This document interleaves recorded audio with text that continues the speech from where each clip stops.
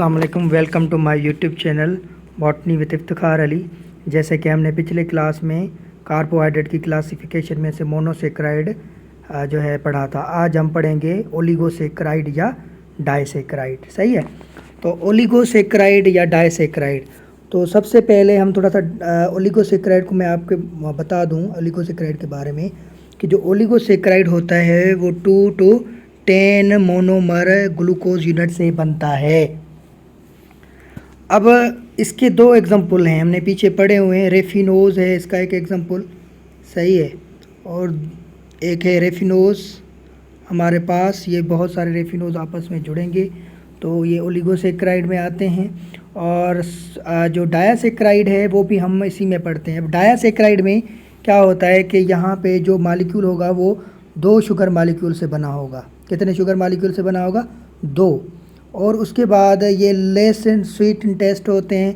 अब जो मोनोसेक्राइड हैं वो टेस्ट में मीठे होते हैं मगर ये कम होते हैं, और ये लेस सॉल्युबल होते हैं पानी के अंदर मोनोसेक्राइड से। मोनोसेक्राइड पानी में सॉल्युबल होते हैं ज़्यादा और ये कम पानी में सॉल्युबल होते हैं।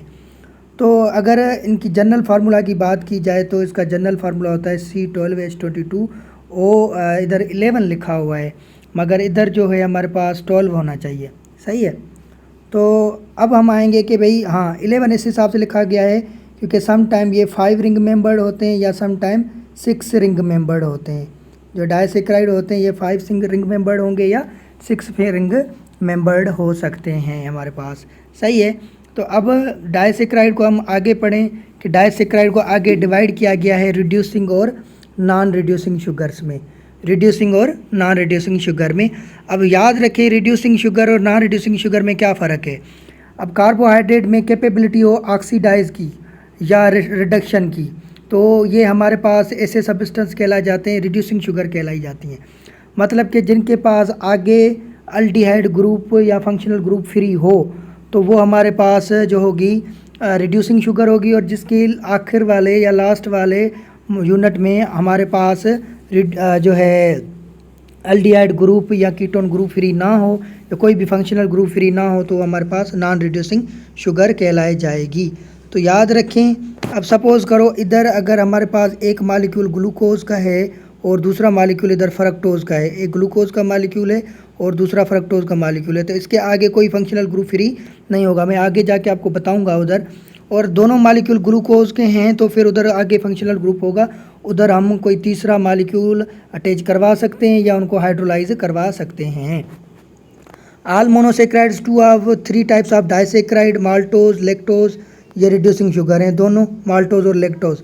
इनको हम रिड्यूस कर सकते हैं मगर रिडक्शन कर सकते हैं। मगर तीसरा जो डाइसेक्राइड है सक्रोज, ये नॉन रिड्यूसिंग शुगर है क्योंकि ये ग्लूकोज और फ्रक्टोज से बनता है। तो आए तो हम पहला जो डाइसेक्राइड है जिसका नाम है सक्रोज, उसको हम डिस्कस करते हैं।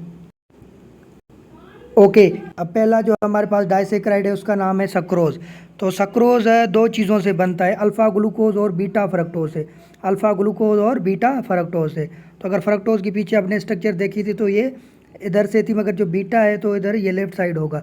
तो ये हमारे पास इसके पास कार्बन नंबर 1 है, ये कार्बन नंबर 2 है, मगर ये इसकी कार्बन 1 2 है, 3 है, 4 है, 5 है और ये 6 इसकी बाहर है। सही है, तो अब इन दोनों के बीच में हमारे पास क्या मौजूद है। अब इन दोनों के बीच में को जब अब ये दोनों जब हम आपस में जोड़ेंगे तो इसके बीच में बांड बनेगा, उस बांड का नाम होगा ग्लाइकोसाइडिक बांड।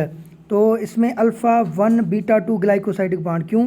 क्योंकि ये इसकी कार्बन नंबर 1 है ग्लूकोज की और फ्रक्टोज की ये कार्बन नंबर 2 के साथ बन रहा है। तो इस वजह से हम कहते हैं कि भाई इनके बीच में जो बॉन्ड बनता है अल्फ़ा 1 बीटा 2 ग्लाइकोसाइडिक लिंकेज या बांड बनता है। तो उसके बाद ये नॉन रिड्यूसिंग शुगर है। मैंने आपको बताया कि इसके आगे कोई फंक्शनल ग्रुप फ्री नहीं है, तो जिसके अंदर आगे कोई भी फंक्शनल ग्रुप फ्री नहीं होगा तो हमारे पास कौन सी शुगर होगी, वो हमारे पास होगी नॉन रिड्यूसिंग शुगर होगी। तो ये हमारे पास ज़्यादातर सक्रोज मिलता है शुगर केन में। इसको टेबल शुगर भी कहा जाता है, स्वीटनर तौर पे घरों में इस्तेमाल किया जाता है। और ये ज़्यादातर प्लांट्स में, बीट रूट्स में, पोटैटोज़ वगैरह में मिलता है। प्लांट्स अपना खाना जो है ना वो सक्रोज के फॉर्म में ट्रांसपोर्ट करते हैं। अब एक पॉइंट इधर याद रखें, बनाते ग्लूकोज के फॉर्म में हैं और ट्रांसपोर्ट सक्रोज के फॉर्म में करते हैं और स्टोर स्टार्च के फॉर्म में करते हैं। किसके फॉर्म में करते हैं? स्टार्च के फॉर्म में, फ्रूट्स वगैरह में स्टार्च के फॉर्म में करते हैं। तो हमारे पास हाईली सॉल्युबल होता है और ये रिलेटिवली नॉन रिएक्टिव होता है। तो ये हमारे पास नॉन रिड्यूसिंग शुगर का पहला एग्जांपल था सक्रोज।